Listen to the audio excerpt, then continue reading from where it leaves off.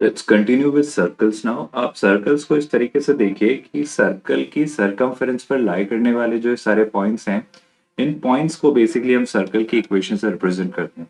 अब सर्कल की खास बात क्या है वो नोटिस करिए आप। सर्कल की खास बात ये होनी है स्टूडेंट्स कि सर्कल की सरकमफेरेंस पर जितने भी सारे पॉइंट्स होंगे, डू यू नॉट थिंक उन सब पॉइंट्स के पास एक खास प्रॉपर्टी होगी। वो खास प्रॉपर्टी ये होगी कि उन पॉइंट्स की सर्कल के सेंटर से डिस्टेंस फिक्स्ड होगी। मतलब मैं बेसिकली सर्कल की डेफिनेशन को ही यूज कर रहा हूं, that locus of a point which moves in such a way that its distance from a fixed point is constant। देखो, इस पॉइंट का लोकस निकाल रहा हूं मैं जो कि घूम रहा है कुछ इस तरीके से कि इसकी किसी फिक्स्ड पॉइंट से डिस्टेंस फिक्स्ड है।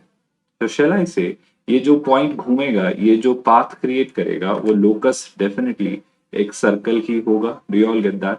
सो अगर मैं इस पॉइंट को z से डिनोट करूं और इस आपके सर्कल के सेंटर को z नॉट से डिनोट करूं, so what I am trying to make you understand, it's z और z नॉट के बीच की जो डिस्टेंस है, that is r। Do you all get that? I hope very comfortably you all must be able to understand कि exactly ये equation क्यों एक सर्कल की इक्वेशन को रिप्रेजेंट करेगी ना। अगर मैं आपसे पूछूं कि मान लेते हैं सर्कल का सेंटर ओरिजिन पर है, यानी कि z नॉट को मैंने शिफ्ट करके ओरिजिन पर शिफ्ट कर दिया। In that case shell I से आपके सर्कल की इक्वेशन होगी mod z is equal to r। I hope this statement is also very well understood by all of you. Now there is one more very interesting thing, आप गौर से सुनिएगा। अगर मैं कहूं mod z minus z naught is less than r, now what do you understand by this statement? Do you not think इसका मतलब है कि आपके पास एक सर्कल है, आपके पास एक सर्कल है जिसका सेंटर है z नॉट, रिपीट, जिसका सेंटर है z नॉट, जिसकी रेडियस है r, पर आपका जो z है उसकी z नॉट से जो डिस्टेंस है वो r से कम होना चाहिए। In that case do you not think वो जो रीजन होगा वो ये रीजन होगा? मतलब सर्कल के इंटीरियर में जितने भी पॉइंट्स होंगे, डू यू नॉट थिंक वो सारे पॉइंट्स इस पर्टिकुलर इनइक्वालिटी को सेटिस्फाई करेंगे कि सर्कल के अंदर लाई करने वाला कोई भी पॉइंट सर्कल के सेंटर से जो डिस्टेंस रखेगा वो आर से तो कम ही होगी। और अगर मैं इस पर इक्वल साइन लगा दूं, सो वो सर्कल को भी इंक्लूड करेगा और सर्कल के अंदर के भी सारे पॉइंट्स इंक्लूड करेगा। सिमिलरली अगर मैं एक और स्टेटमेंट आपसे कहूं, दैट मान लो जो सर्कल पर लाई करने वाला पॉइंट है वो सर्कल के सेंटर से आर डिस्टेंस से ज्यादा है। I hope you getting my statement. Point is again simple. आपके पास एक सर्कल है और सर्कल पर एक ऑफ कोर्स सेंटर है, सेंटर है z नॉट। अब z एक ऐसा पॉइंट है जो सर्कल के सेंटर से r डिस्टेंस से ज्यादा पर है। मतलब अगर मैं आपको समझाने की कोशिश करूं तो मान लो आपके पास ये जो पूरा ओवरऑल सर्कल है, इसके बाहर जो भी रीजन है, आप सोच के देखो। अब इसके बाहर वैसे तो बहुत सारा रीजन है पर मैं रैंडमली कुछ पोर्शन बना दे रहा हूँ। सर्कल के बाहर जो भी रीजन है, इस रीजन में लाई करने वाले हर एक पॉइंट की खास बात क्या होगी कि उसकी सर्कल के सेंटर से जो डिस्टेंस होगी वो उसकी रेडियस से तो ज्यादा ही होगी ना। मतलब अगर मुझसे कोई कहे z माइनस जेड नॉट का मॉड r से ज्यादा है, so what do I understand by this statement? It means कि आपका जो कॉम्प्लेक्स नंबर की जो ये डिस्टेंस है वो r से ज्यादा होने का मतलब है कि वो सर्कल के रीजन में नहीं, ना ही सर्कल पर, बल्कि सर्कल के बाहर लाई करता है। अच्छा अगेन, अगर मैं यहाँ इक्वल साइन यूज करता हूँ तो इसका क्या मतलब होगा? इक्वल साइन यूज करने का मतलब आई होप यू ऑल डाइजेस्ट कि उस केस में आप फिर सर्कल पर लाई करने वाले पॉइंट्स को भी इंक्लूड कर रहे हैं। एक और पर्सपेक्टिव से सर्कल की इक्वेशन को बनाने की कोशिश करते हैं। जैसे कि मान लो आपके पास है, टेक्निकली हमने क्या समझा कि z नॉट अगर आपके सर्कल का सेंटर है और r अगर उसकी रेडियस है, तो इस इक्वेशन से आप सर्कल के इक्वेशन को रिप्रेजेंट करते हैं। क्या कोई और तरीका है? बिल्कुल है। एक काम करते हैं, दोनों तरफ स्क्वायर करते हैं, स्क्वायरिंग बोथ दी साइड्स। तो मैं z माइनस जेड नॉट के मॉड के स्क्वायर को लिख सकता हूँ students, z minus z nought times z minus z not का कॉन्जुगेट, उसे मैं स्प्लिट भी कर सकता हूँ। और आर स्क्वायर, आर एक रियल नंबर है तो इसका मतलब आर स्क्वायर को आर स्क्वायर ही रखता हूँ। I we able to get it ना। अगर मैं मल्टीप्लिकेशन करूँ, so this is the z bar, है ना, माइनस जेड नॉट जेड बार, फिर आपके पास माइनस जेड जेड नॉट बार, और फिर आ जाना है माइनस जेड नॉट, मतलब प्लस हो जाना है ऑफकोर्स ये जेड नॉट बार, और आर स्क्वायर को भी अगर इधर ले आता हूँ, so this is how this looks like. I hope you are able to get it, जो अभी तक मैंने लिखा, समझा या कहने की आपको कोशिश की ना। Let me rewrite few things, कैसे वो सुनिएगा। जैसे अगर मैं आपसे कहूँ कि यहाँ पर let's keep Z Z bar intact, तो जेड जेड बार को तो मैं ऐसे ही रखता हूँ, है ना, ये इससे हम नहीं छेड़ रहे। बट बाकी चीजों पर अगर बात करें तो एक टर्म मेरे पास आ रही है जेड नॉट बार और जेड, है ना। तो ये जो जेड नॉट बार और जेड आ रही है, मैं इसे लिख लेता हूँ। तो मैंने ये लिखा नेगेटिव ऑफ, मैंने यहाँ प्लस साइन लगा लिया, लेट्स से मैंने यहाँ लिखा minus z naught bar type Z. I hope I can do that. क्यों किया, बस थोड़ा सा पेशेंस रखिए, आपको चीजें समझ आएंगी। इसी तरीके से अगर आप यहाँ देखें, तो ये क्या है, ये भी एक टर्म है minus z nought z bar. I hope ये भी आपको दिख रहा है। सो यहाँ पर भी इसे मैं लिख लेता हूँ minus of Z nought times Z bar. I hope ये टर्म आपको दिख रही है। तो अभी तक मैं ये तीनों टर्म्स लिख चुका हूँ ना। Can you help me in finding, जरा सोच के बताइएगा, this was z nought z bar, है ना। अब ये जो टर्म बच रही है, इसको क्या लिख सकते हैं, Z naught bar. I hope अब ये प्रॉपर्टी में दोबारा इंट्रोड्यूस करूँ, so this can be written as Z not का मॉड्यूलस का square, and of course this minus R square is equal to zero. क्या ये बात आप सभी को समझ आई? अब ऐसा लिखने का रीजन क्या है वो समझिए। अगर मैं अब कुछ चीजें आपको रिस्ट्रक्चर करके दूं, जैसे जेड जेड बार को कीप इंटैक्ट, जेड जेड बार को नीचे थे, तो जेड जेड बार को ऐसे ही रखता हूँ। ये जो माइनस जेड नॉट है स्टूडेंट्स, क्या मैं इसे ए से रिप्रेजेंट कर सकता हूँ? So I am assuming let's say कि जो माइनस जेड नॉट है उसे मैं ए से रिप्रेजेंट कर रहा हूँ। तो शैल आई से जो अगली टर्म मिलने वाली है आपको, वो मिलने वाली है a bar z. I hope you all must agree with this. So this is a bar z, and how will you write this? Shall I say this is nothing but a z bar. What am I left with now? अब क्या क्या बच रहा है वो देख लीजिए। अब एक और छोटा सा सब्सटीट्यूशन में कर रहा हूँ, दैट जेड नॉट के मॉड के स्क्वायर में से अगर आप आर के स्क्वायर को सब्ट्रैक्ट कर रहे हैं, तो मैं लेट्स से बी से रिप्रेजेंट कर देता हूँ। So this is b is equal to zero. सो ये जो इक्वेशन यहाँ हमने लिखी है स्टूडेंट्स, लेट्स से ये इक्वेशन भी शेलाई से एक सर्कल की इक्वेशन को रिप्रेजेंट करती है। और इस इक्वेशन में कुछ चीजें आपको पता होनी चाहिए, जो एजम्पशंस हमने लिए हैं, उन एजम्पशंस के साथ इस चीज को समझिएगा। मतलब अगर मैं आपसे कहूं तो आपको नहीं लगता इस सर्कल का सेंटर क्या था? स्टूडेंट्स याद करिए, इस सर्कल का सेंटर था जेड नॉट। तो अगर मैं आपसे पूछूं इस इक्वेशन को देखकर इस सर्कल का सेंटर बताइए, so what do you think? Sir उस केस में इस सर्कल का जो सेंटर होगा, वो सर्कल का सेंटर था जेड नॉट। लेकिन माइनस जेड नॉट अगर ए है, तो सर्कल का सेंटर कितना हो जाएगा? Minus A. I hope you must agree with what I am trying to convey. Similarly अगर मैं आपसे पूछूं रेडियस क्या होगी स्टूडेंट्स, तो रेडियस को लेके आप क्या अपना ओपिनियन देंगे? अरे भाई स्वाभाविक सी बात है, दोबारा गौर से सुनिएगा। यहाँ b जो है वो z नॉट का स्क्वायर माइनस आर स्क्वायर के इक्वल है। तो कैन आई नॉट से कि आर स्क्वायर जो होगा वो z नॉट का स्क्वायर माइनस b के इक्वल होगा? यानी रेडियस जो होगी, प्लस माइनस लगाने की जरूरत नहीं, रेडियस है वो होगा b, है ना। तो b तो b है, माइनस कितना? z नॉट का स्क्वायर, और z नॉट क्या है? Basically A. So this is b minus A square. I hope ये स्टेटमेंट आपको समझ आ रहा है कि रेडियस आपकी क्यों इस तरीके से निकल कर आ रही है। And of course I am really sorry, it's not B B minus A square, it should be A square minus B, है ना, क्योंकि इक्वेशन को आपको ठीक से लिखना होगा। So radius will turn out to be A square minus B, और ए यहाँ पर अगर एक कॉम्प्लेक्स नंबर है तो मुझे एक्चुअली इसका मॉड लेना चाहिए, क्योंकि जेड नॉट का भी आपने क्या लिया है? मॉड। सो आई होप ये बात आपको समझ आई कि आप कैसे मॉड लेकर स्क्वायर करके डिफरेंस लेंगे बी के साथ, ताकि आप इसकी रेडियस निकाल पाए। मतलब कल को मुझे कभी भी ऐसी इक्वेशन दिखती है, तो मैं तो अपने कॉमन सेंस से कह सकता हूँ कि इस इक्वेशन को मैं सर्कल मान सकता हूँ। उस सर्कल का सेंटर होगा ए, और उस सर्कल की रेडियस होगी, सॉरी उस सर्कल का सेंटर होगा माइनस ए, और रेडियस होगी under root over mod of A square minus B, है ना। अगर ये बात आपको समझ आई है तो इसमें एक बात लर्निंग वाली जो है वो ये कि एक और छोटी सी बात कि यहाँ पर जो बी है वो हमेशा एक रियल नंबर ही होगा। Do you all agree with this?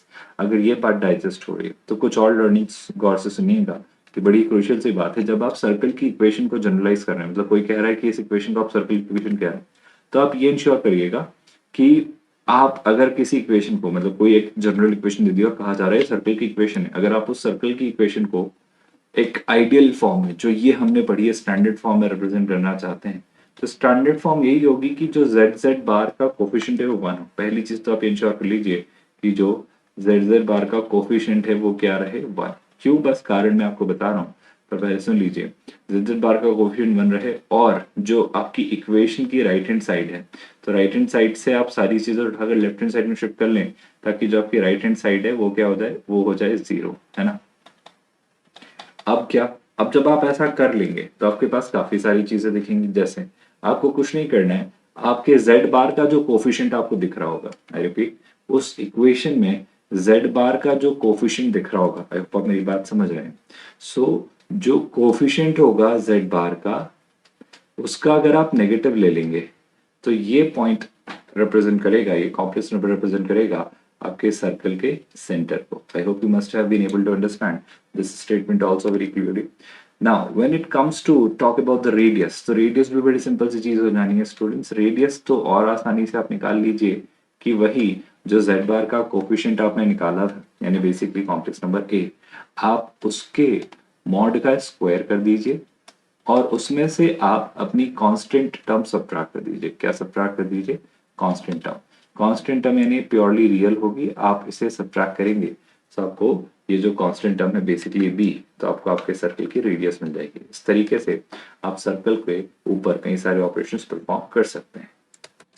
Let's get more clarity through this question, ताकि आप इस कंसेप्ट को कंसोलिडेट कर पाए, है ना। Find the centre and the radius of the circle. तो एक इक्वेशन है और कहा जा रहा है that if this equation represents a circle, आप उसके रेडियस और सेंटर कैसे निकालेंगे। सो पहला काम यही कि मैं कोशिश ये रखूंगा कि z बार का कोफिशिएंट 1 हो। So I am dividing this entire equation by 2।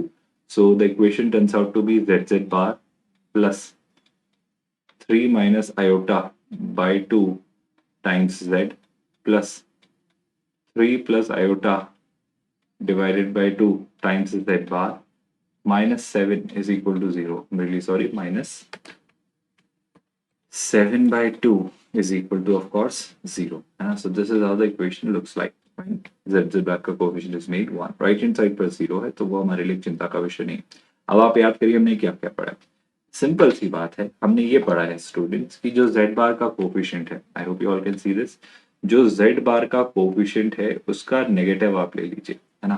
तो अगर मैं लिखूं सर्कल का सेंटर क्या होगा, तो आप कहेंगे z बार का कोफिशिएंट है 3 प्लस आयोटा डिवाइडेड बाय 2, और अगर आप इसका नेगेटिव लेंगे, so this complex number represents the centre of the circle. Do you all get that very clearly?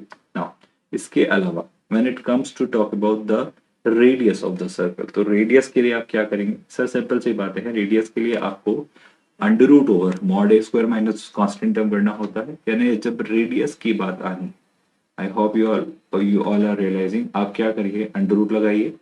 आपका ऑफ कोर्स ये जो लिखा हुआ है ये ए लिखा हुआ है, तो आपको इसका मॉड का स्क्वायर करना है, यानी 3 प्लस आयोटा बाय 2 का मुझे निकालना है एक्चुअली मॉड, और फिर उसका करना है स्क्वायर, और उसमें से कांस्टेंट टर्म, है ना, कांस्टेंट टर्म क्या है स्टूडेंट्स? -7/2, ये मुझे सब्ट्रैक्ट करनी है। This result will give me the radius of the circle. Now when you further simplify it, क्या मिल जाना है देख लेते हैं, जरा गौर से देखिएगा। अगर मैं लिखूं 3 प्लस आयोटा, है ना, तो 3 का स्क्वायर 9, आयोटा का स्क्वायर 1 और 2 का स्क्वायर 4, जिसे आप ना भी लिखें तो चलेगा, बट फिर भी आपके लिए मैं लिख देता हूँ। इसका मुझे लेना होगा अंडर रूट प्लस 7/2, और इस पूरे एक्सप्रेशन का भी मुझे ले लेना है अंडर रूट। इसके लिए मैं इस पर पावर लगा देता हूँ 1/2, है ना। तो 9 plus 1 under root 10, under root 10 का कुछ हम कर नहीं सकते, सो दैट इज टेक्निकली, यहाँ पर एक छोटी सी बात, इस मॉड का ये स्क्वायर है, राइट। अगर इस मॉड का ये स्क्वायर है तो शैलाई से यहाँ पर आपको अंडर रूट लगाने की जरूरत नहीं है। I hope you are getting my statement.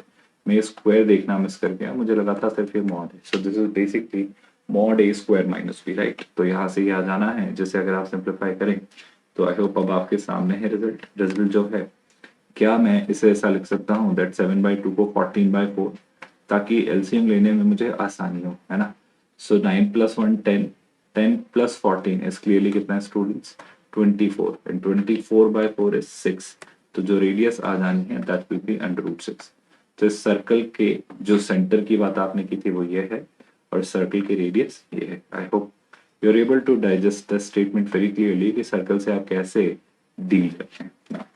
If I introduce further, एक और कंसेप्ट के थ्रू समझते हैं कि मान लो आपको 3 नॉन कोलिनियर पॉइंट्स दे दिए जाए और कहा जाए कि इनकी हेल्प से आप सर्कल की इक्वेशन बनाओ, तो आप सर्कल की इक्वेशन कैसे बनाएंगे? So let's take 3 non collinear points, है ना, एंड लेट्स अज्यूम कि इनसे एक सर्कल पास होता है ना। So we are having a circle जिस पर 3 पॉइंट्स लाए करते हैं। वाजिब सी बात है, ये जो 3 पॉइंट्स होंगे ये तीनों कैसे होंगे स्टूडेंट्स, ये तीनों नॉन कोलिनियर होंगे ना। सो अज्यूमिंग लेट्स से एक पॉइंट है मेरे पास z1, एक पॉइंट हमने ले लिया z2, एक पॉइंट हमने ले लिया z3, और इनके लिए एक वेरिएबल पॉइंट मैंने मान लिया let's say z। I hope ये बात आप समझ रहे हैं। सो जो z1, z2, z3 हैं, क्या मैं ऐसा कह सकता हूँ कि अगर मैं इन चारों को मिलाऊं तो एक साइक्लिक क्वाड्रिलेटरल बनेगा z के साथ, क्योंकि ये चारों पॉइंट सर्कल की सर्कमफेरेंस पे लाई करते हैं। मेरा आपसे कहना है अगर मैं z1 z2 को एज अ कॉर्ड ट्रीट करूं, if I treat z1 and z2 as a chord, तो आपसे एक सर्कल की प्रॉपर्टी मैं पूछना चाह रहा हूं that this cord would be subtending a certain angle at z3. Do you not all think that ये जो z1 z2 कॉर्ड है ये सर्कल की सर्कमफेरेंस पर एक एंगल सबटेंड कर रही होगी, है ना। इस एंगल की मैं आपसे बात कर रहा हूँ। शैल आई से यही एंगल जो होगा, यही एंगल z1 z2 सर्कल की सर्कमफेरेंस यानी z पर भी सबटेंड कर रही होगी। If you are able to get my point, मैं दोबारा कहता हूँ, आपको और क्लैरिटी से समझ आएगा कि भाई यहाँ पर ये जो z पर एंगल सबटेंड हो रहा है ये भी तो वही एंगल होगा if you are aware of a certain property. मैं दोबारा कहता हूँ, इस बात को बड़े गौर से सुनिएगा, आप समझ पाएंगे चीजें क्या हैं। ध्यान से सुनिए, z1 z2 कॉर्ड ने सर्कल की सर्कमफेरेंस z3 पर एक एंगल सबटेंड किया। डू यू नॉट थिंक वही z1 z2 कॉर्ड सर्कल की सर्कमफेरेंस पर एक पॉइंट z पर भी वही एंगल सबटेंड करेगी? क्योंकि प्रॉपर्टी ये होती है student the same chord subtends same angle और anywhere on the circumference of the circle in the same segment. And if you are aware of such property, मैं आपसे एक बात कहना चाह रहा हूँ कि आप अब इन दोनों को गौर से देखिए और मैं वही अपना एंटी क्लॉकवाइज रोटेशन वाला कंसेप्ट अप्लाई करता हूँ कि देखना ध्यान से मैं क्या कहने जा रहा हूँ। कैन आई नॉट से, कैन आई नॉट से कि आपके पास एक कॉम्प्लेक्स नंबर था z1 जिसे आपने रोटेट करके z2 में कन्वर्ट किया। आई होप ये लाइन आपको दिख रही है। और उसे आपने कैसे रोटेट किया? थीटा डिग्री से। तो आप क्या लिखेंगे? Can you not write z2 minus z divided by z1 minus z is equal to modulus of z2 minus z divided by z1 minus z times e to the power iota theta. Can I not say so? And by using the same logic, यहाँ पर भी तो देखो आप z3 z1 को आपने rotate करके z3 z2 में कन्वर्ट किया। So by using the same logic, can I not say z2 minus z3 divided by z1 minus z3 would be equal to modulus of the same z2 minus z3 divided by z1 minus z3 times e to the power iota theta, क्योंकि यहाँ भी angle theta ही है और दोनों ही case में जो rotation है this is an anticlockwise rotation. If you are getting my point very clear ना।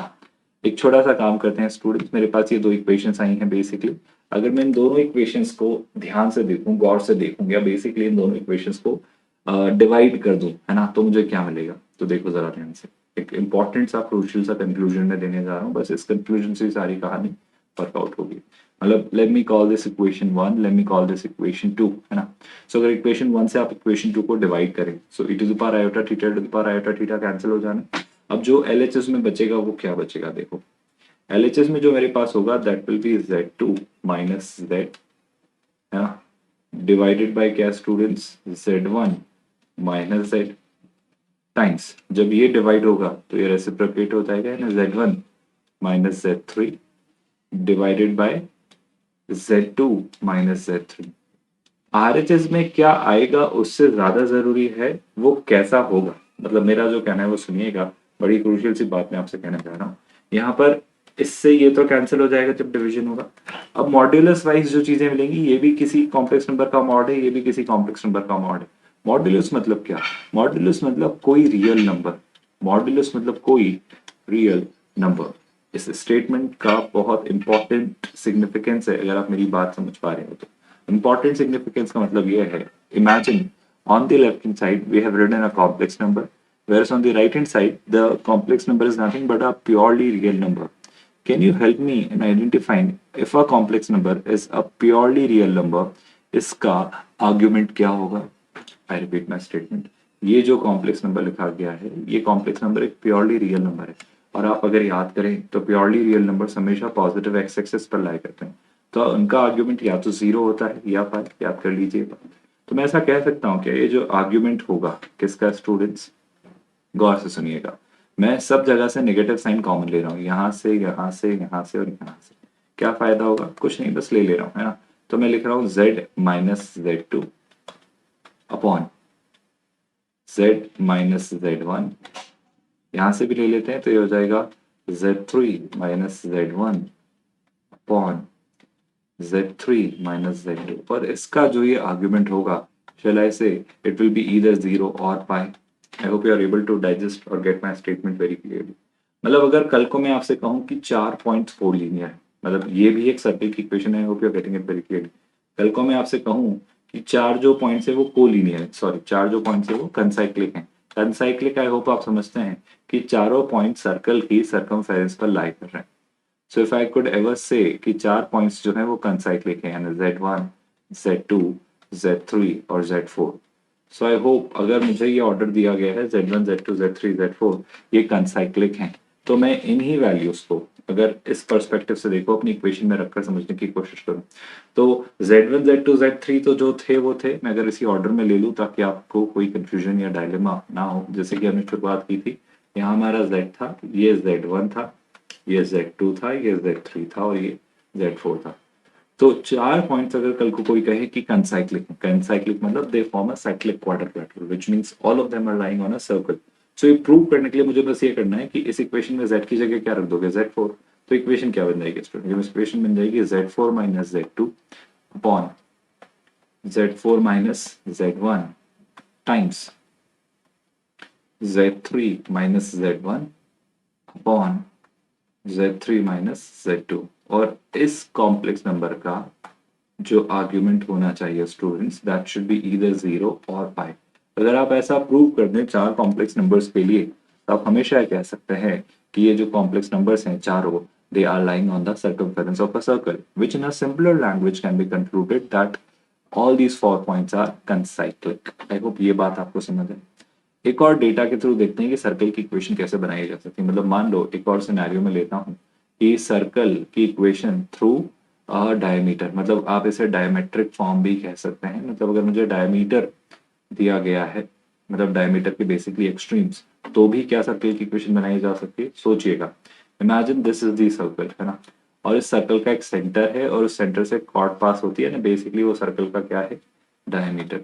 Do you all not know कि सर्कल का जो डायमीटर होता है वो सर्कल की सर्कमफेरेंस पे कहीं भी किसी भी सेगमेंट में हमेशा एक 90 डिग्री एंगल ही सबटेंड करता है। Are you all able to recollect it. अगर ये प्रॉपर्टी आपको याद है तो ये प्रॉपर्टी आपकी बहुत मदद करेगी ये बात डिसाइड करने में जो मैं कहने जा रहा हूँ। मान लो आपके पास एक सर्कल है, सर्कल की सर्कमफेरेंस पे लाई करने वाला पॉइंट मैंने z वेरिएबल पॉइंट एज्यूम कर लिया है, और सर्कल के डायमीटर के जो एक्सट्रीम्स है वो मैंने दोबारा कुछ z1 और z2 एज्यूम कर लिया। आप चाहे तो उन्हें q और r भी कह लीजिए। This is let's say q, this is let's say r, है ना। And of course this point here is nothing but the, मतलब ये जो लाइन है दिस इज द डायमीटर।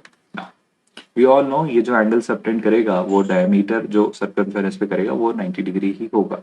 और अगर ऐसा होगा तो क्या मैं सिंपल सी भाषा में कह सकता हूं कि दो लाइंस मुझे मिल रही हैं ZZ1 और ZZ2, और ये ZZ1 से बनने वाली लाइन और ZZ2 से बनने वाली लाइन, इन दोनों लाइंस के बीच में एंगल क्या है, 90 degree. I hope you all can see it very clearly.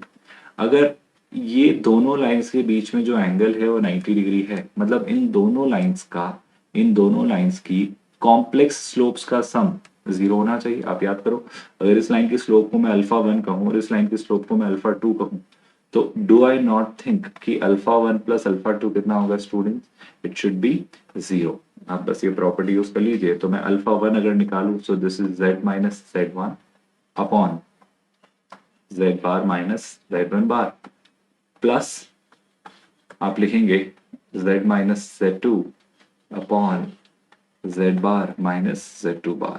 So this equation here represents the equation of a circle in diametric form. If you wish to simplify it, you can, मतलब अगर आप चाहें तो इसे और बेहतर बना सकते हैं और आसान बना सकते हैं। कैसे, आप क्या करेंगे, आप एलसीएम ले लीजिए। तो एलसीएम लेकर क्या बन जाएगा, देखो जरा, z minus Z1 times z bar minus Z2 bar plus z minus Z2 times whole of z bar minus z1 bar and this whole expression is equal to 0 क्योंकि डिनोमिनेटर तो RHS में जाके शिफ्ट हो जाना है. This equation over here is also representing the equation of a circle where z1 and z2 are the diameter of the circle, the extremes of the diameter of the circle.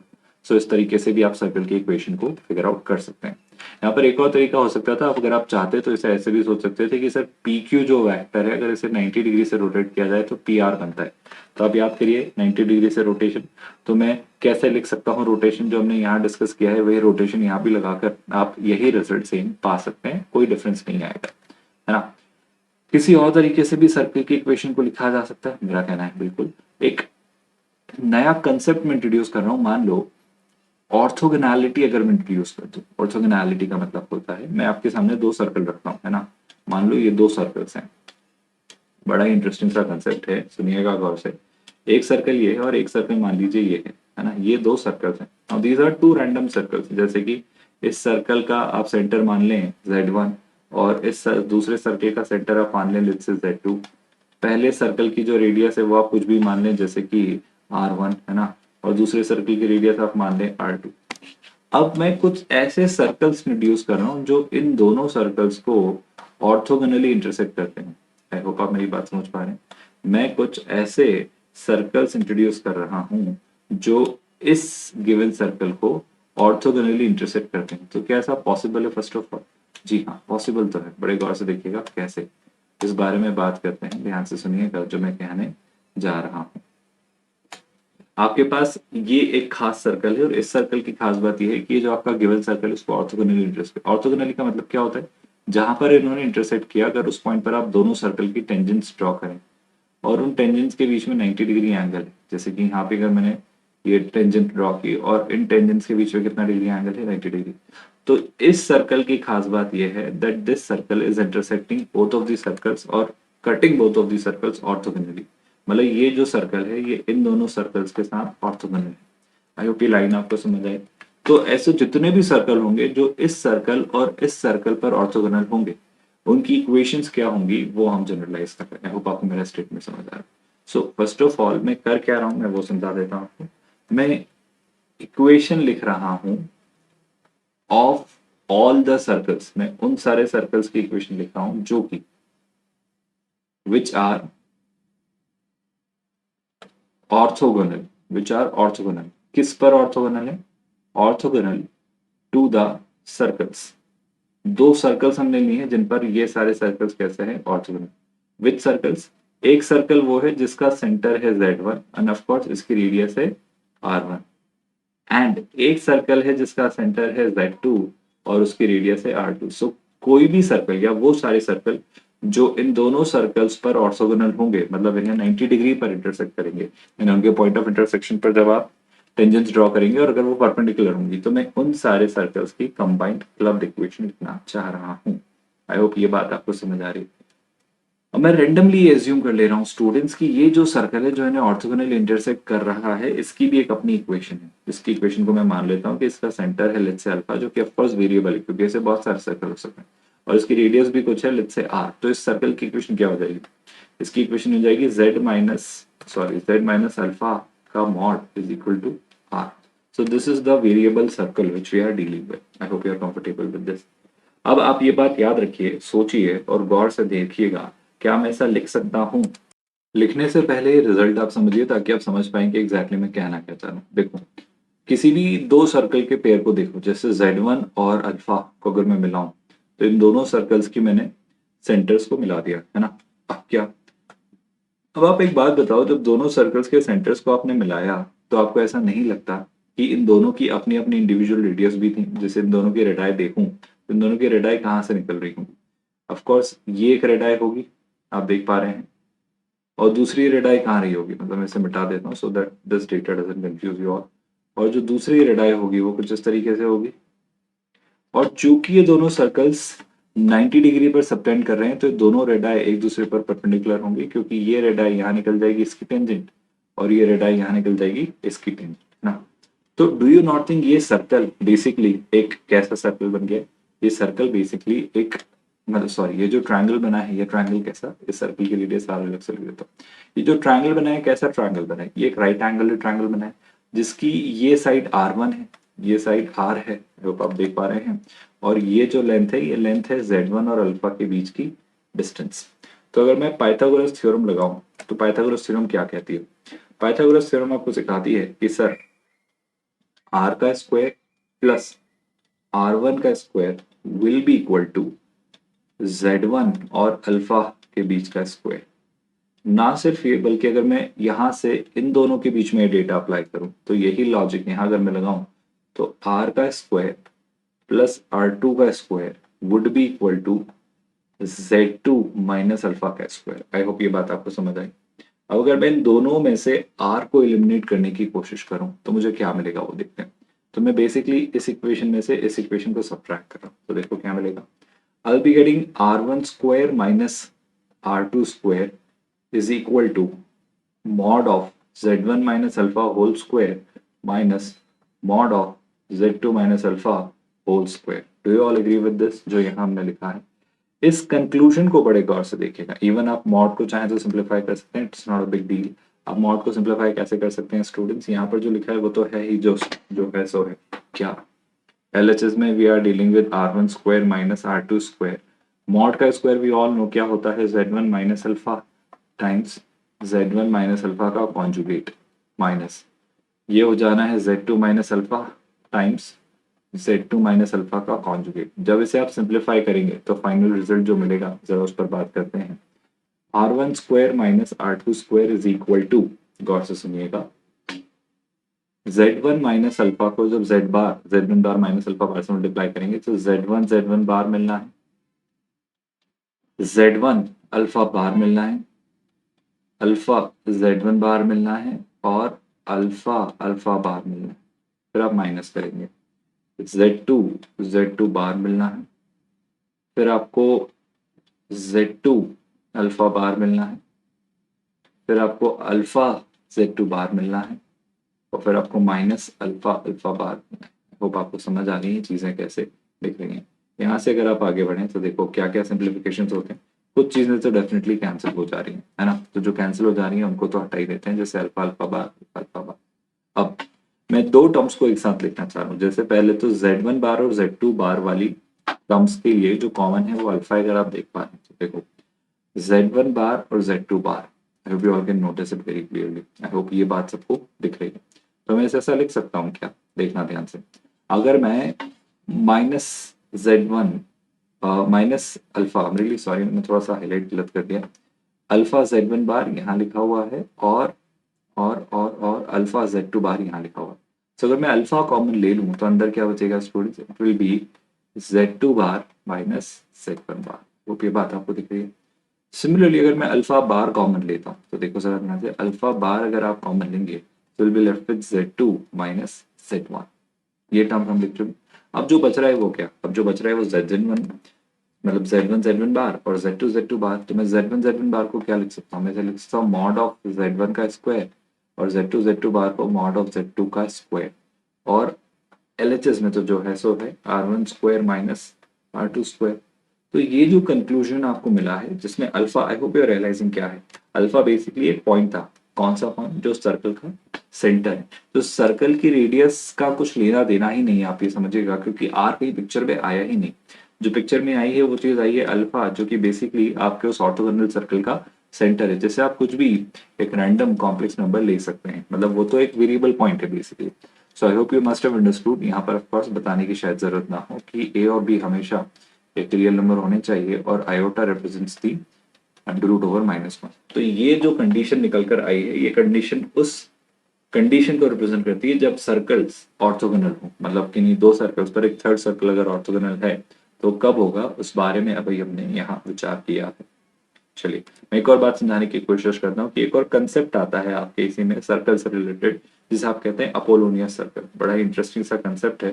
पहले तो आप ये समझिए कि जो अपोलोनियस सर्कल होता है ये क्या होता है, कैसे बनता है। अपोलोनियस ने अपनी कुछ थ्योरम्स भी दी थी जो हम पढ़ेंगे ट्रायंगल्स के डिस्कशन के बाद। पर फिलहाल आप ये समझिएगा कि अगर आपके पास एक सर्कल है, मैं रैंडम सा एक डेटा दे रहा हूँ, ध्यान से सुन। एक सर्कल है, भूल जाओ सारी बातें, अपोलोनियस के बारे में आपको कुछ नहीं पता, आप तो ऐसे देखो। Imagine there is a circle, छोटा सर्कल बना लेते हैं। सो इस सर्कल का एक डायमीटर है, राइट? इस सर्कल का डायमीटर है। सो लेट्स से ये जो है this is the diameter over here. So ये इस सर्कल का क्या है, डायमीटर। और इस डायमीटर के एक्सट्रीम्स में मान लेता हूं, ध्यान से सुनिएगा, Z3 और Z4। सो क्यों मान रहे हो, बस थोड़ा पेशेंस रखिएगा। Z1 Z2 क्यों नहीं माना, बस एक रीजन है। Z1 Z2 मैं कहीं और से लाऊंगा जो कि एक्चुअल इक्वेशन में काम आएंगे। सो सर्कल की डायमीटर को मैंने मान लिया Z3 और Z4। बड़े गौर से देखिएगा, बहुत इंटरेस्टिंग सी बात। अब मैं दो पॉइंट्स ऐसे लेना चाह रहा हूं, बड़े गौर से सुनिएगा। दो पॉइंट्स ऐसे लेना चाह रहा हूं जो कि कुछ इस तरीके से डिजाइन किए गए हैं, ध्यान से सुनिएगा इत्मीनान के साथ ये बात, कि उन्हें जो दो पॉइंट्स हैं उन्हें k:1 के रेशो या 1:k जो भी आप कहना चाहें, अगर k:1 के रेशो में डिवाइड करें तो इंटरनली डिवाइड करने पर k3 आ जाए और एक्सटर्नली डिवाइड करने पर, सॉरी, इंटरनली डिवाइड करने पर Z3 आ जाए और एक्सटर्नली डिवाइड करने पर Z4 आ जाए। मैं जो कह रहा हूं वो सुनिएगा। देखो, एक ऐसा पॉइंट मैं चाह रहा हूं, एक ऐसा पॉइंट चाह रहा हूं, बेसिकली दो पॉइंट्स चाह रहा हूं, या उल्टा मैं कहता Z3 Z4 बेसिकली क्या है वो मैं आपको समझाना चाह रहा हूं कि जो Z3 है ना, वो दो पॉइंट्स ले लेते हैं, Z1 और Z2, दो रैंडम पॉइंट ले ले रहा हूं। मतलब इसी लाइन को फर्स्ट ऑफ ऑल मैं एक्सटेंड करूंगा। तो इसी लाइन को लेट्स से मैंने एक्सटेंड किया कुछ इस तरीके से, है ना। तो ये जो पॉइंट्स है Z1 Z2 Z3 Z4, ये चारों पॉइंट्स कोलिनियर है। First of all this is what you all need to understand. अब दो पॉइंट्स में मान लेता हूं जैसे कि Z1 और Z2। तो ये मान लीजिए Z1 है और थोड़ी देर के लिए मान लीजिए ये Z2 है ना। तो Z1 और Z2 के बीच की जो डिस्टेंस है Z3 के रिस्पेक्ट में, वो डिस्टेंस का रेशो आ रहा है k:1। आई होप आप मेरी बात समझ पा रहे हैं। तो बताओ आप Z3 को क्या लिखोगे। आई होप अब आप समझ पा रहे हो। Z3 is nothing but what, a point जो Z1 और Z2 को k:1 के रेशो में डिवाइड कर रहे हैं। तो बताओ Z3 को आप कैसे लिखोगे। अरे भाई Z3 को हम कैसे लिखेंगे, Z3 को हम लिखेंगे k times Z2 plus Z1 upon k+1। Can I से सो। ये जो Z3 को मैंने लिखा है, I hope this data doesn't confuse you guys at all. Now similarly एक और पर्सपेक्टिव मैं देना चाह रहा हूं आपको। Z4 भी जो पॉइंट है उसे Z1 और Z2 ने एक्सटर्नली इसी रेशियो में डिवाइड किया है k:1। यानी क्या मतलब है वो सुनिएगा। Z4 पॉइंट जो मैं निकालना चाह रहा हूं वो कुछ इस तरीके से निकालना चाह रहा हूं कि Z4 जो पॉइंट है उसे k:1 के रेशियो में डिवाइड किया गया है ना। कैसे वो सुनिए। देखो, Z1 की जो डिस्टेंस है, अगर वो डिस्टेंस भी मैं निकालूं, अच्छा डिस्टेंस मतलब डिस्टेंसेस का रेशो, तो वो डिस्टेंस का रेशो Z4 के साथ और जो Z2 की डिस्टेंस है Z4 के साथ, वो डिस्टेंसेस का रेशो भी अगर k:1 आया, आई होप आप मेरी बात समझ पाए। यानी ये डिस्टेंस 1 है और ये डिस्टेंस k है। यहाँ पे ये डिस्टेंस k थी और ये distance, I am really sorry, यहाँ पर this distance upon this distance k:1 था। अब मैं कह रहा हूं this complete distance upon this distance is turning out to be k:1, अगर ऐसा है। बट ऑफ कोर्स ये कैसा डिवीजन है, ये एक्सटर्नल डिवीजन है। तो एक्सटर्नल डिवीजन हम कैसे लिखते हैं, होप आप समझ पा रहे हैं। k बेसिकली Z1 के साथ एसोसिएटेड था तो k मल्टीप्लाई होगा Z2 से। सो this is k times Z2 minus ये 1 किससे मल्टीप्लाई हो जाना है, ऑफ कोर्स किसके साथ स्टूडेंट्स, आपके जो 1 है वो रिलीज, हाँ बिल्कुल सही। तो 1 किससे मल्टीप्लाई हो जाएगा, 1 मल्टीप्लाई हो जाएगा Z1 के साथ। सो दिस इज Z1 अपॉन कितना है स्टूडेंट्स, k-1। तो Z3 और Z4 बेसिकली दो पॉइंट्स थे जो कुछ इस तरीके से थे, बड़े गौर से सुनिएगा, जो कि Z1 और Z2 के k:1 के इंटरनल और एक्सटर्नल डिवीजन से बने थे। पहली बात आई होप आप समझ पा रहे हो। दूसरी बात, दूसरी जरूरी बात, अच्छा ये रेशियो हमेशा k:1 ही होना चाहिए। मतलब Z3 और Z4 दोनों में ही ये रेशियो k:1 फिक्स्ड है। अगर ऐसा हो रहा है तो ही हम आगे बढ़ेंगे जिस बात के साथ, जो बात अब मैं कहने जा रहा हूं। दूसरी जरूरी बात कि Z3 Z4 उस सर्कल के, जो मैं बनाने जा रहा हूं, उस सर्कल के डायमीटर के एक्सट्रीम होने वाले हैं। आई होप यहां तक आप सुन रहे हैं।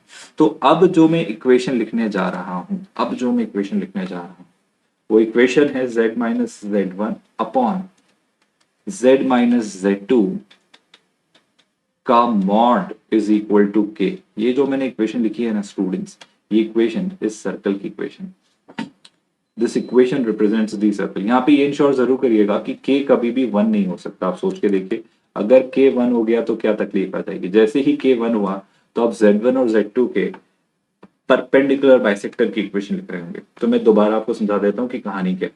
कहानी यह है कि आपके पास दो नंबर्स थे Z1 और Z2, इन्हें k:1 में Z3 डिवाइड कर रहा है इंटरनली और इन्हें k:1 में Z4 डिवाइड कर रहा है एक्सटर्नली।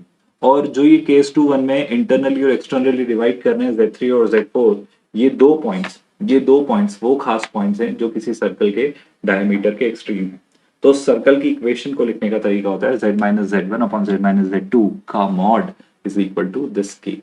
अगर इसे एक अलग पर्सपेक्टिव से मैं आपको समझाना चाहूँ पोलिनियस सर्कल को, तो आप ऐसे भी समझ सकते हो कि मान लो you are lucky enough to find 2 points in such a manner, जैसे आपके पास एक मान लो एक स्ट्रेट लाइन, इस पे आपके पास 2 पॉइंट्स हैं, है ना। Imagine there are 2 points lying on this straight line, एक ये है और एक ये है, राइट।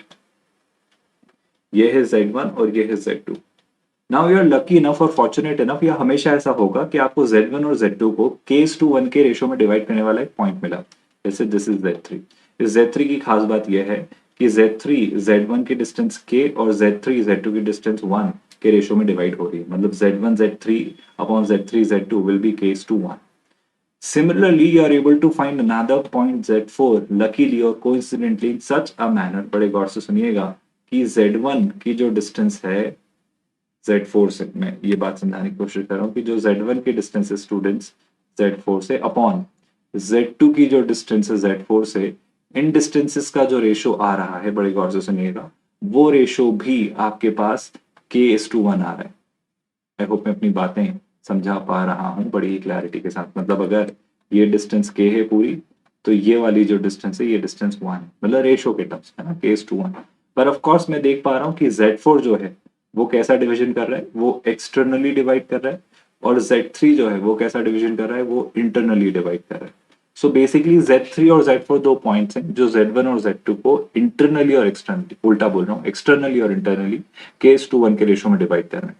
तो एक ऐसा circle, I repeat my statement, जो कि एक ऐसा सर्कल जो कि Z3 और Z4 से गुजरता हो, मैं एक ऐसे सर्कल की बात करने जा रहा हूं जो कि Z3 और Z4 से गुजरता हो और Z3 और Z4 को एज अ डायमीटर ट्रीट करता हो।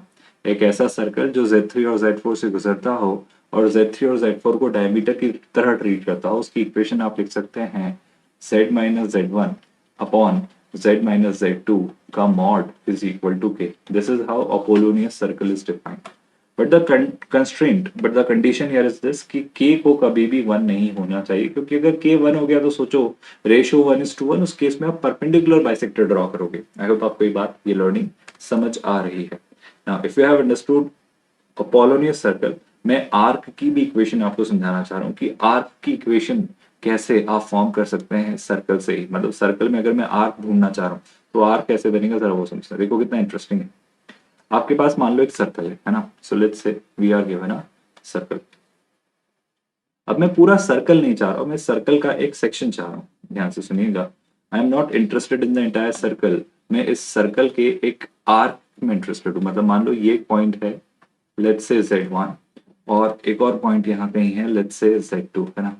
तो मैं इस आर्क को रिप्रेजेंट करना चाह रहा हूँ, not wanting to represent the entire circle, और पूरी सर्कमफेरेंस में मैं इंटरेस्टेड नहीं हूँ, मैं इस पर्टिकुलर आर्क में इंटरेस्टेड हूँ। So what is the way और how are you going to represent this arc basically, है ना। मैं बाकी इस पोर्शन में इंटरेस्टेड ही नहीं हूँ। I hope you are getting the concern कि मैं किस चीज की इक्वेशन लिखना चाह रहा हूँ। सो ये जो आर्क है सर्कल का, इसकी खास बात क्या है, सुनिएगा बस। इस आर्क की जो खास बात वो है कि इस आर्क को अगर मैं एक कॉर्ड में कन्वर्ट करूं, मतलब इस आर्क के पास ये जो Z1 और Z2 पॉइंट है, इन्हें अगर मैं मिलाऊं तो एक कॉर्ड बन जानी है स्टूडेंट्स। आई होप आप सब देख पा रहे हैं क्या बन जाएगी एक कॉर्ड। ये जो कॉर्ड है, दिस कॉर्ड Z1 Z2, इसकी एक खास प्रॉपर्टी होगी, बताओ क्या, कि सर ये जो कॉर्ड है ना, ये कॉर्ड सर्कल की सर्कमफेरेंस पर कहीं भी हमेशा एक फिक्स्ड एंगल सबटेंड करेगी। रिपीट, इस कॉर्ड की खास बात यह है कि कहीं भी देख लेना आप, ये कॉर्ड सर्कल की सर्कमफेरेंस पे कहीं भी, है ना, anywhere on this circumference of the circle, ये हमेशा एक फिक्स्ड एंगल सबटेंड करेगी। I hope you are getting my statement very clearly. अच्छा, ये बात याद रखना कि आप ऑर्डर सही ले रहे हैं, है ना। आप हमेशा ऑर्डर सही ले रहे हो, ये बात जरूर याद रखना, वरना गड़बड़ हो जाएगी। जो बात मैं समझाना चाह रहा हूँ उसे एक सेकंड में विथड्रॉ कर दूं ताकि आपको मैं, अनफॉर्चुनेटली डायमीटर बन गया है, आई होप आप समझ पा रहे, बट डोंट माइंड दिस। आप तो बस ऐसे समझो कि ये वाला एंगल देखो, चलाई से ये एंगल थीटा हमेशा फिक्स होगा। मतलब अगर जैसे मैंने यहाँ पर ऐसा भी बनाया होता तो भी ये थीटा ही होता, कहीं और भी बनाया होता तो ये हर जगह, ये जो कॉर्ड है Z1 Z2 हमेशा थीटा ही एंगल सबटेंड करेगी। तो Z1 और Z2 से एक कॉर्ड बनी है, जो कॉर्ड सर्कल की सर्कमफेरेंस पर हमेशा एक थीटा एंगल सबटेंड कर रही है ना। इसी बात को ऐसे भी सोचा जा सकता था, बड़े गौर से देखिएगा। मैं इस कॉर्ड को थोड़ा सा शिफ्ट कर लेता हूं ताकि मुझे थोड़ा सा स्पेस मिल जाए, है ना। देखिएगा गौर से, जो मैं करने जा रहा हूँ वो क्या है। जैसे मान लो ये कॉर्ड थोड़ी सी मैं थोड़ी बड़ी ले रहा हूँ, है ना, जैसे कि ये Z1 है और ये Z2, है ना। तो इस कॉर्ड ने, ये आपके पास कॉर्ड थी Z1 Z2, आई होप ये नोटिस कर पा रहे हैं आप। इस कॉर्ड ने क्या किया वो समझते हैं। इस कॉर्ड ने एक छोटी सी चीज आपको दी कि इस कॉर्ड से आपने सर्कल की सरकमफेरेंस पे कहीं पर भी एक एंगल देखा। अच्छा, आपको इंश्योर करना होगा कि आप सेगमेंट रिस्ट्रिक्ट कर दें, आप सेगमेंट फिक्स कर दें, है ना। आप किसी एक ही सेगमेंट में चीजें देखें, आप दोनों सेगमेंट में आप ना देखें, क्योंकि अगर एक सेगमेंट में एंगल थीटा है तो दूसरे में पाई माइनस थीटा बनेगा। तो आपको क्लॉकवाइज और एंटी क्लॉकवाइज का ध्यान रखना है, बस मैं तो ये कह रहा हूँ, उससे बात बन जाएगी। अब देखो, अगर मैं यहां से यहां जाऊं तो शलाई से मैं एंटी क्लॉकवाइज जा रहा हूँ। अब अगर इस पॉइंट को मैं Z मान लूं तो मैं Z को यहां से यहां तक रिस्ट्रिक्ट करना चाह रहा हूं, अगर आप मेरी रिक्वायरमेंट समझ रहे हो तो, है ना। मतलब Z यहाँ नहीं आना चाहिए, यहाँ नहीं आना चाहिए। अगर यहाँ पूरा आ गया तो सर्कल बन जाएगा। तो ये जो येलो रीजन बनाया है ना मैंने, मैं बस इस रीजन की इक्वेशन लिखना चाह रहा हूँ फॉर अंडरस्टैंडिंग द कंसेप्ट। तो अगर मैं इस एंगल को थीटा कहूँ तो ये एंगल थीटा क्यों है ये। अच्छा, by the way this is not Z1, this is basically just Z। तो Z एक वेरिएबल पॉइंट है विच इज मूविंग सच अ वे कि उसकी Z1 और Z2 के साथ बनने वाला एंगल हमेशा थीटा होगा। क्योंकि सोचो, अगर मैंने इसे यहाँ देखा होता तो ये एंगल भी थीटा होता, अगर मैंने इसे यहाँ देखा होता तो ये एंगल भी थीटा होता। सो आई होप यू गेटिंग। बस ये इंश्योर करना है कि Z1 Z2 जो कॉर्ड है वो सर्कल की सरकमफेरेंस पर इस पर्टिकुलर सेगमेंट में हमेशा एंगल थीटा बनाए। तो मैं ऐसा नहीं कह सकता हूँ क्या स्टूडेंट कि Z माइनस Z1 लिख लें या Z1 माइनस Z, एक ही बात है, क्योंकि डिनोमिनेटर में भी मैं वही ऑर्डर लिखूंगा। तो Z minus Z1 upon Z minus Z2 जो मैंने लिखा है, इसका जो आर्ग्यूमेंट होगा students, do you not think वो थीटा होगा। आई होप आप देखें, हमने थोड़ा सा उल्टा लिख दिया, Z2 ऊपर आएगा Z1 नीचे आएगा, क्यों वो भी बता दे रहा हूं। देखो, आपने जब एंटी क्लॉकवाइज रोटेट किया तो रोटेट होकर बना Z2, और रोटेट होने से पहले Z1 था। और कितने डिग्री से रोटेट किया आपने, एंटी क्लॉकवाइज थीटा एक एंगल से रोटेट किया। So this is how it will look like the equation of the arc. तो जो येलो शेडेड रीजन में आर्क है, ये इस आर्क की इक्वेशन है, if you are able to digest my statement very clearly. मतलब आप Z2 Z1 को फिक्स करके इस येलो रीजन पे ये Z कहीं भी ले लें, वो Z इस खास प्रॉपर्टी को प्रूव करेगा, दिस विल होल्ड ट्रू। बस यही बात मैं कहना चाह रहा हूँ कि इस तरीके से आप किसी आर्क की इक्वेशन लिख सकते हैं। इफ यू आर कंफर्टेबल, थोड़ा और आगे बढ़ते हैं। इसी की एक कॉरोलरी भी मैं इंट्रोड्यूस करता हूँ। बताओ, अगर मैं आपसे कहूं कि यहाँ पर अगर ये जो आर्क है, अगर इसको मैं 90 डिग्री कर दूं तो क्या होगा। कॉमन सेंस भरी बात है सर, अगर आपको आपने 90 डिग्री कर दिया तो कॉमन सेंस भरी बात है कि वो आर्क फिर एक आर्क तो होगा, but to be more specific एक सेमी सर्कल होगा। मैं जो कहना चाह रहा हूँ वो इतनी सी बात है स्टूडेंट, कि Z1 Z2 जो कॉर्ड है, मान लो वो ये कॉर्ड है ना। अब इस कॉर्ड की खास बात यह है कि इस कॉर्ड ने सर्कल की सरकमफेरेंस पर जो एंगल सबटेंड किया है वो थीटा है ना। तो ये जो सर्कल की सरकमफेरेंस पे कहीं जो एंगल सबटेंड कर रही है वो थीटा है, कुछ इस तरीके से, है ना। अब मैं इस थीटा के बारे में अपना ओपिनियन थोड़ा चेंज करता हूँ। देखना, ये पॉइंट है आपके पास Z1, ये पॉइंट है आपके पास Z2, राइट। और ये एक वेरिएबल पॉइंट है Z जो मूव कर रहा है। अब मैं Z1 Z से जा रहा हूँ Z2 Z तक, तो मैं जा रहा हूँ Z2 Z तक, तो उसे ऐसा लिख सकता हूँ, कहाँ से ला रहा हूँ इसे, Z1 Z से, Z माइनस Z1। अगर मैं कहूँ इसका जो आर्ग्यूमेंट है वो थीटा ना होकर मेरे लिए कुछ नोन है, और वो नोन भी कुछ ऐसा है कि वो है plus minus pi by two. अभी तो फिलहाल प्लस पाई बाई टू ले लेता हूँ, माइनस पाई बाई टू क्यों वो भी समझेंगे।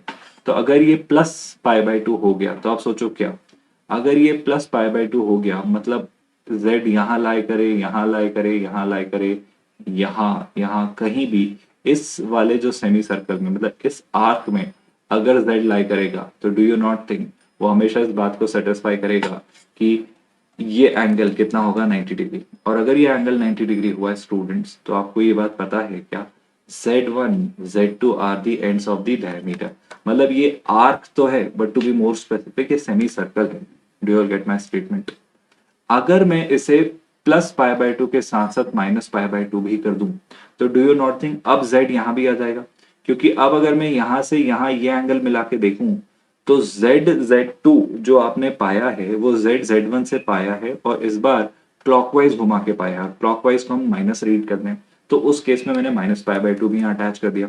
तो अगर मैंने plus minus pi by two attach कर दिया तो फिर ये पूरा सर्कल ही रिप्रेजेंट हो जाएगा। तो do you think, not think, कि आप एक सर्कल की इक्वेशन को आर्क से भी बना सकते हो?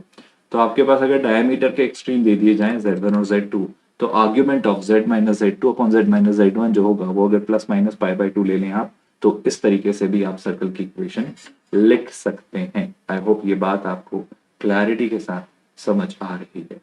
अच्छा, एक और बात बताओ, मान लो z1 z2 मैंने फिक्स कर दी है ना, दो पॉइंट जो हमने लिए थे, मतलब मैं क्या लिख रहा हूँ, मैं लिख रहा हूँ z minus z1 upon z minus z2, उल्टा भी लिख लीजिए कोई फर्क नहीं पड़ता, तो पॉइंट्स का खेल है सारा। और इसका आर्ग्यूमेंट अगर मैं आपसे कह दूं 0 या पाई, तो क्या ये तब भी सर्कल बनेगा? अब आप सोचो, आप कब 0 डिग्री बनाओगे इसको, या कैसे इसको पाई बनाओगे? आपको ऐसा नहीं लगता आप इसे 0 या पाई बनाने की कोशिश करोगे तो बेसिकली वो बनेगा ही नहीं। मतलब अगर वो बना तो वो सर्कल ना बनकर एक स्ट्रेट लाइन बन जाएगी। अगर आप मेरी बात सोच रहे हो, जैसे मान लो ये z1 है, ये z2 है, अब वाजिब सी बात है z को यहीं या यहीं कहीं होना पड़ेगा, तभी जाकर वो एंगल 0 या 180 बनेगा। अगर आप मेरी बात सोच पा रहे हो तो I hope you are able to digest कि अगर ये इक्वेशन मुझे दिखी, सो इसका तो मतलब मेरे लिए है दैट z1 और z2 are representing a straight line. So ये भी स्ट्रेट लाइन को लिखने का एक तरीका है, याद रखिएगा इस बात को। एक और बहुत जरूरी बात, the final statement on circle की इक्वेशन को लेकर, कि सर्कल की इक्वेशन को देखने का एक और नजरिया मैं आपको दे रहा हूं, कि मान लो आपके पास मैं एक इक्वेशन देता हूं, एक रैंडम इक्वेशन है ना, कैसे है इस बारे में बात करेंगे, पर पहले समझ, मैं एक रैंडम आपको एक इक्वेशन देता हूं जो लिखी है z माइनस z1 के मॉड का स्क्वायर प्लस, मतलब बेसिकली एलिप्स का एक्सटेंशन है, बस आप इसे याद रखिएगा, z माइनस z2 के मॉड का स्क्वायर। और इनके स्क्वायर्स का जो ये सम है, मान लो ये किसी एक कांस्टेंट टर्म k के इक्वल है। अच्छा, यहाँ पर ये इंश्योर करिएगा कि ये जो k है ये हमेशा बड़ा होना चाहिए z1 और z2 के बीच की डिस्टेंस के स्क्वायर के हाफ के। अगर ऐसा है, अगर ऐसा है तो यकीन मानिए ये जो इक्वेशन मैंने लिखी है, ये इक्वेशन भी एक सर्कल की इक्वेशन है। This is also representing the equation of a circle.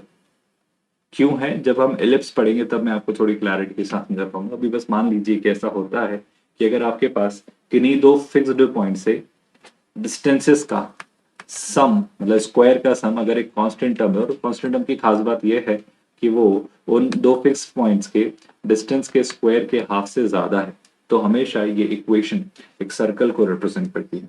कैसे और क्यों, बस आने वाले समय में आप रियलाइज करेंगे, बस थोड़े पेशेंस के साथ चीजें देखिएगा। एक क्वेश्चन लेते हैं ताकि आप फाइनली इस कंसेप्ट को समझ पाए कि सर्कल्स एक्चुअली कैसे बिहेव कर रहे हैं। So this is the question I am pasting right there in front of you, और देखते हैं आप इस क्वेश्चन को कैसे सोच पाते हैं। My only request is read it properly.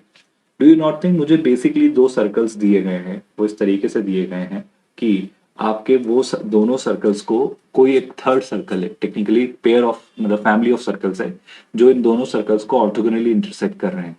तो उन सारे सर्कल्स की मुझे खास बात निकालनी, तो मैं कह रहा हूँ वही मॉडल्स ऑपरेंडली अप्लाई करते हैं कि मान लो आपके पास एक सर्कल तो है z माइनस 0 का मॉड इज इक्वल टू 1, और दूसरा सर्कल है z माइनस 1 का मॉड इज इक्वल टू 4। मुझे दो तीन बातें और पता है, जैसे कि इस कॉम्प्लेक्स नंबर का सेंटर क्या है, इस कॉम्प्लेक्स नंबर का सेंटर 0 है, और 1 इस कॉम्प्लेक्स नंबर की रेडियस है। इस कॉम्प्लेक्स नंबर का सेंटर 1 है और इस कॉम्प्लेक्स नंबर की रेडियस 4 है। तो दोनों की रेडियस, दोनों के सेंटर मुझे पता है। अब सोचिए, मुझे वो सारे सर्कल्स पता करने हैं जो उस पर ऑर्थोगोनल है। ऑर्थोगोनैलिटी की अगर कंडीशन आपने ग्रैब की तो चीजें सोचना आसान है। क्यों, सुनिएगा गौर से। ये दो सर्कल्स हैं and I am assuming that these two circles are orthogonal, तो क्या ट्रू होगा? शैल आई से, सर एक बात तो तय है कि यहाँ पर अगर आप इसकी ये टेंजेंट ड्रॉ करें और यहाँ पर आप इसकी ये टेंजेंट ड्रॉ करें तो दोनों टेंजेंट्स ए परपेंडिकुलर होंगी, प्लस अगर आप दोनों टेंजेंट को गौर से देखें so they are behaving as their individual radius too. I hope you are getting my statement very clearly. My statement is quite simple. ये पहले सर्कल का सेंटर, ये दूसरे सर्कल का सेंटर, ये डिस्टेंस देखेंगे तो आप पहले सर्कल की रेडियस, और ये डिस्टेंस जब आप देखेंगे सो this is the radius of the second circle, which means यहाँ पर ये चूंकि ऑर्थोगोनल हैं तो दोनों की टेंजेंट्स के बीच में ना, दोनों की रेडाई के बीच में एंगल 90 डिग्री होगा। मतलब मैं हाइपोटेन्यूज को लिख सकता हूँ सेंटर्स के बीच की डिस्टेंस का square is equal to R1 square plus R2 square, यानी मैंने पाइथागोरस थ्योरम लगाई है, अगर आप समझ पा रहे हो तो यही बात जब जब मुझे ऑर्थोगोनैलिटी इंट्रोड्यूस की जाएगी मैं अप्लाई करूंगा, मतलब this is the condition I'll be applying whenever I'm introduced with the concept of orthogonality, है ना. So I'm just keeping this aside, रखते हैं रिजल्ट काम का ही है पर यहाँ कहीं रख लेते हैं ना. Let's apply the same data here. मैं एज्यूम करता हूँ कि जो इन दोनों सर्कल्स पर ऑर्थोगोनल सर्कल है वो है z माइनस अल्फा का मॉड इज इक्वल टू के. वाजिब सी बात है, यहाँ पर इसका जो सेंटर है वो हमने अल्फा एज्यूम किया है जो कि एक कॉम्प्लेक्स नंबर है, और के रेडियस है जो कि एक प्योरली रियल नंबर है. तो मैं क्या जानता, अगर ये दोनों सर्कल्स ऑर्थोगोनल हैं तो इनके सेंटर्स के बीच के डिस्टेंस यानी अल्फा और जीरो के बीच के डिस्टेंस है ना, वो क्या हो जाएंगे स्टूडेंट्स, अल्फा और जीरो के बीच की डिस्टेंस का स्क्वायर जो होगा दोनों की रेडाई 1 और के यानी 1 स्क्वायर और के स्क्वायर के इक्वल होगा, मतलब उसके सम के. एक और ऑर्थोगोनैलिटी पे कंडीशन लगाई जा सकती है कि ये दोनों सर्कल भी तो ऑर्थोगोनल हैं, मतलब यहाँ भी आप ऑर्थोगोनैलिटी अप्लाई कर दीजिए है ना. तो यहाँ पर ऑर्थोगोनैलिटी कैसे अप्लाई होगी वो सोचिए. दोनों के सेंटर्स के बीच की डिस्टेंस यानी अल्फा और 1 के बीच की distance, that is alpha minus 1 के मॉड का स्क्वायर. ये स्क्वायर इनके रेडाई 4 और के स्क्वायर के सम के इक्वल होगा. सो दिस शुड बी 4 का square 16 plus K square. So I am trying to get rid of this K first of all, है ना. अल्फा रहने देते हैं, के से मैं मुक्ति पाना चाहता हूँ, तो मैं क्या लिखूंगा देखो. एलएचएस में जो है सो है, एलएचएस का तो आप कुछ नहीं कर सकते, सो एलएचएस को कीप इंटैक्ट है ना. लेकिन आरएचएस में हम कुछ कुछ कर सकते हैं अगर आप सिंप्लीफिकेशन की तरफ चाहें तो. जैसे देखो, इवन अगर आप थोड़ा और सिंप्लीफाई करें तो इसी इक्वेशन को मैं फर्स्ट इक्वेशन को दोबारा अगर लिखूं तो इसे लिख सकता हूँ क्या, K square plus 1 is equal to alpha के मॉड का square which is alpha alpha bar. Second equation को अगर लिखना चाहूँ तो मैं लिख सकता हूँ K square plus 16 is equal to alpha minus 1 times alpha minus 1 का conjugate. Hope you are comfortable with what I've written so far. Even when I wish to simplify it further, देखो जरा ध्यान से मैं इसे क्या लिख सकता हूँ, ये हो जाना है अल्फा अल्फा बार है ना. फिर आपको मिलेगा माइनस अल्फा और माइनस अल्फा बार, तो माइनस कॉमन ले लें तो अल्फा प्लस अल्फा बार तो माइनस माइनस प्लस 1. तो इस तरीके का रिजल्ट मिलना है. I hope you are comfortable in जो भी मैं कर रहा हूँ इस चीज को लेकर. अभी तक तो कोई हेजिटेशन या डाउट होपफुली आप में से किसी को नहीं है ना. प्रोसीडिंग फर्दर, मैं क्या जानता हूँ, मैं एक बहुत क्रूशियल सी बात ये जानता हूँ कि अगर यहाँ से आप आगे बढ़े तो अब आप कंडीशन निकाल सकते हैं. कैसे वो सुनिएगा. देखो, मैं ये इक्वेशन में से आपकी इस इक्वेशन को सबट्रैक्ट कर रहा हूँ तो देखो के स्क्वायर एलिमिनेट हो जाएगा तो 16 माइनस 1 एलएचएस में मुझे 15 मिलेगा. अल्फा अल्फा बार से अल्फा अल्फा बार कैंसिल हो जाएगा तो जो मिलेगा वो मिलेगा आपको 1 minus alpha plus alpha bar. I hope आप सुन रहे हो. अब अल्फा बेसिकली था क्या, अल्फा आपके पास एक कॉम्प्लेक्स नंबर था a प्लस आइटा भी. तो आपको मुझे बताने की जरूरत है क्या कि अल्फा में से अगर मैं अल्फा का कॉन्जुगेट सबट्रैक्ट करता हूँ and it's like a plus iota B में से, वैसे तो आपको अभी ये याद हो चुका होना चाहिए पर फिर भी अगर नहीं पता है तो दोबारा देख लीजिए. मैं कुछ इस तरीके का ऑपरेशन परफॉर्म कर रहा हूँ तो आई होप आप देख पा रहे हैं ए और ए कैंसिल हो जा रहा है, left with iota times B.